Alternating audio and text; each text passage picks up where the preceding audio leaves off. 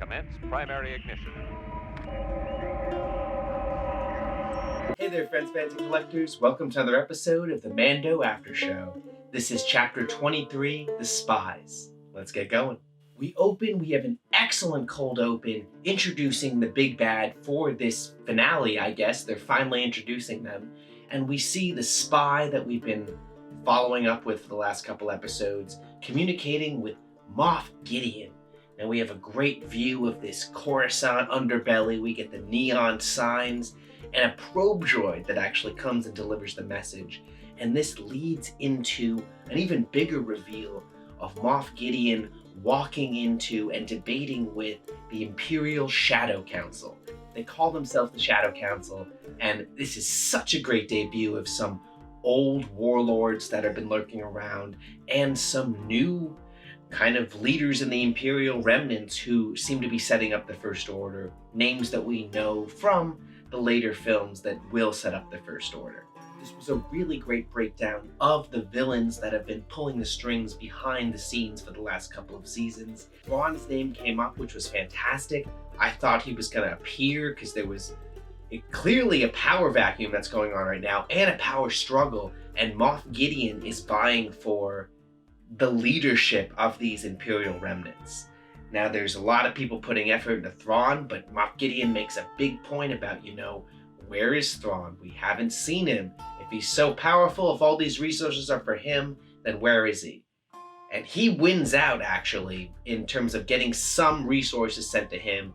He asks for more interceptors, some bombers, some extra air power, as well as Praetorian Guard to defend him from the incoming Mandalorian attack. Some fun Easter eggs that were seen in the Shadow Council. Obviously, Thrawn's name was mentioned. Moff Gdeon was also seen walking past clone vats, as well as Imperial troopers donning Mandalorian armor. So this is foreshadowing as to what we're going to see, and it's exciting to see what may be coming in these clone vats, and how he might have been using Grogu's blood to influence that. We don't yet get a location of where Gdeon is right now, but we do have some ideas, and I think it's interesting that the Mandalorian Civil War that we believed we were going to be getting at the start of this season is going to be happening, but it may be against Imperials fighting for the actual land that was taken from them, Mandalore. From the title screen, we get so many great shots of the Mandalorian fleet. The fleet taking off, the fleet going, then we get amazing live action views of some of these ships. They have not only the big light cruiser, but also smaller transports that we had seen, several versions of the Mandalorian fighter transport, as well as the first time being seen some Mandalorian interceptors. So these are ships that we knew existed, that anyone who plays Star Wars X-Wing, the tabletop game, these are some of the actual fighters that you play if you play as a Mandalorian in that game. So incredibly cool to see these live action. They were really, really small, zipping by some of the larger ships, but very distinct in their silhouette and their look. The fleet, of course, has their first meeting on Navarro. They're seen over Navarro. Another ship looming over Navarro must frighten these poor citizens. But of course, we see the Mythosaur logo on the bottom of this Imperial cruiser. And oh man, what a great paint job they did there. What a great way to symbolize that it's Mandalorian. So these guys land, they have a bit of a head-to-head for a moment of brief anxiety and dumb, petty chest pounding between the Mandalorian covert and these Mandalorian mercenaries that are led by Bo. So they land, they have some eye-to-eye, and eventually everything is calmed down by the armorer using the talking hammer. So they suggest a feast, they all settle down and have a feast together. There's this giant barbecue roast of maybe one of the birds we saw in the last episode. We don't know. But we haven't seen those things yet, but maybe they were fattening them up for this feast.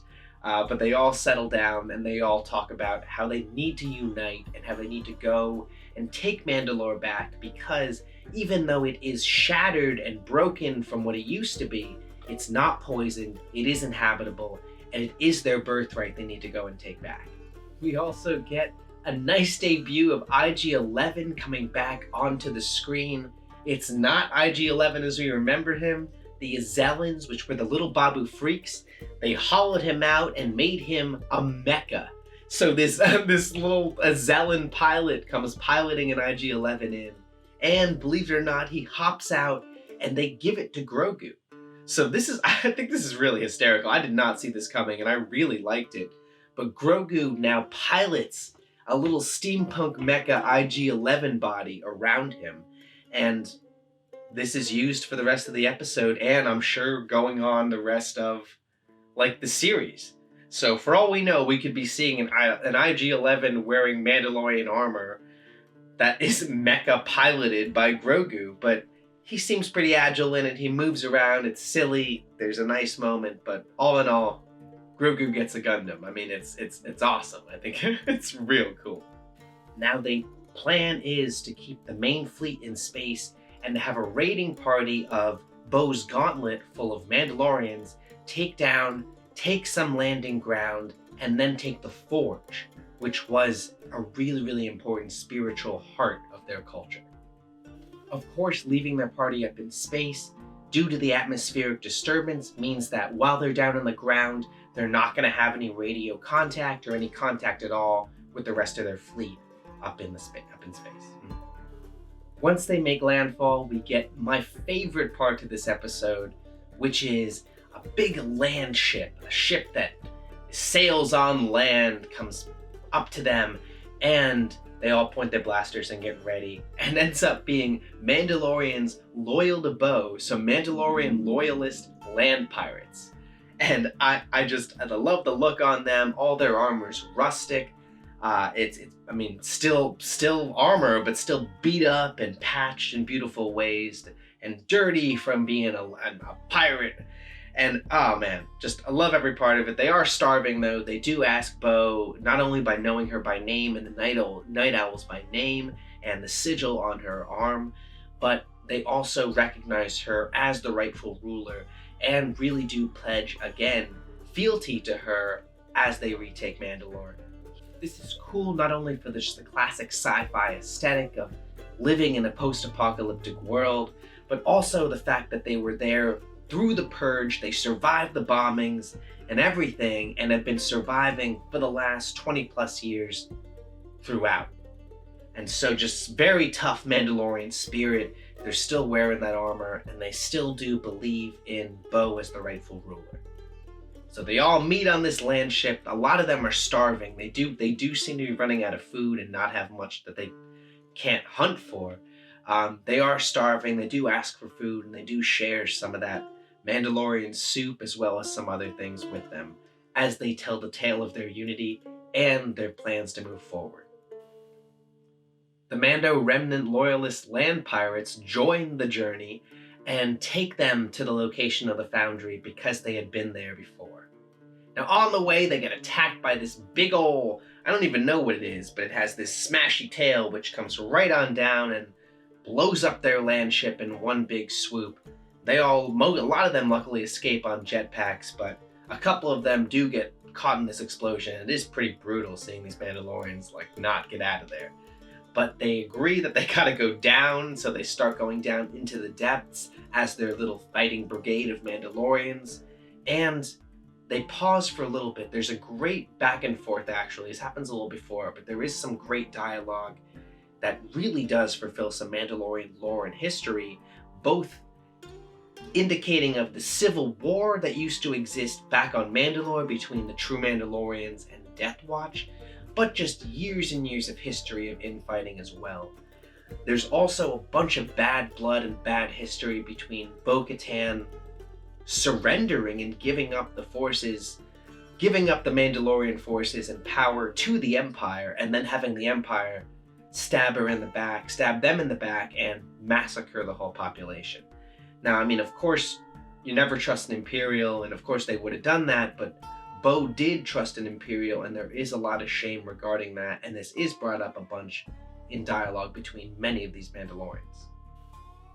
Once they start going down into the depths here, they hear jetpacks in the distance, and they are attacked by these Imperial Mandalorians that we saw earlier on in the episode. Now these Imperials are wearing Mandalorian armor. It's decked in white, so they look like Mando stormtroopers. They come in on jetpacks, and they are very adept in these things, which makes me think they are Imperial-aligned Mandos. Now, our Mandos, the friendly Mandos here, are caught in the ambush. They really are thrown off guard by the fact that their enemies are also wearing Mandalorian armor, and they do eventually overpower these guys in a great battle here, a great little fight where we see just better warrior class of the They do overpower these Imperial Mandos in a fight, and it is a great battle. It's a Mando on Mando fight. They really do kick some ass in this bit, and they end up chasing the remnants of the Imperial forces down these hallways. And there are several red flags in terms of, when you're winning, keep going. But, I mean, I noticed this as they were running, past hallways that turned very Imperial looking. So at one point they were running through these doors that were just Imperial vault doors. And they didn't see the ambush. I felt it long before, but they get ambushed even further by walking right into an Imperial fortress that has existed on Mandalore for many years, probably decades, ever since the Purge. And this is where Moff Gdeon has been housing his forces. Lo and behold, a lot of Mandos jet on in, Imperial Mandos that is, but we get the debut of our big bad finally, which is Moff Gdeon in black and red beskar Mandalorian armor. Now he calls this the newest edition of his Dark Troopers. So I mean I'm not sure what that means, but it looks like Mandalorian armor. There might be some Dark Trooper aspect to it, which he might have some cyborg components to it. I'm not quite sure, but he's definitely decked out in beskar, and he's got a Mando helmet with some really Maul-esque but still very unique horns. Now I love the design of this armor. I'm sure we're going to be seeing it at cons in the future. I can't wait to be seeing it at future celebrations. But I know it's evil, I know it's mean looking, but man, it was also bad, and it was a perfectly planned ambush that they walked right into. Because the way the Mandalorian is the warrior, they weren't going to give up, and so the three on one side fight hard, two get killed really easily, Din gets captured. There's a really intense one-off between Moff Gdeon and Bo-Katan, where he tells her to give the Darksaber back up. And because there was so much shame with her surrender in the last place, because he lied, and because she knows that he's just never gonna stop hunting or killing these Mandalorians, she doesn't relinquish the blade. She escapes using it, cutting out the back of the door, and they leave. They end up leaving in a showdown. It's really brutal. Paz Vizsla, who is Vizsla trash, but again, he is an honorable exit here, because he, using that big old gun, he defends and kicks a lot of Imperial Mando ass, and eventually gets his ass kicked by the 3 Praetorian Guard that were here specifically to guard Moff Gdeon. But man, he kills a lot of Mandos before he goes down, and he does allow everyone else to escape out the back door and make a couple, allows them to get further by his sacrifice and being out there. But damn, so Din gets captured, Bo escapes, Paz is dead, and this is a really bleak, awesome, brutal ambush ending. A real cliffhanger for the season finale that's going to be coming up. I can't wait to see what's going to happen, but a lot of bad happened. A lot of stuff went down. Let me know in the comments below what you thought of this episode. I mean, I really thought it was great. This was a fabulous. Rick Fukuyama was the director, and he always just bangers of episodes. Like they're amazing. Let me know in the comments below, of course. I can't wait to get some of these figures, hopefully in the vintage collection sooner rather than later. Thanks for watching another episode of Binary Sunset Review. As always, I'm Mike. Your likes and your views are greatly appreciated. I hope you're enjoying this spring weather and sun, spending some time on yourself. Have a great day out there. Stay safe, stay sane, and remember, the Force will be with you, always. I'm just a simple man trying to make my way in the universe.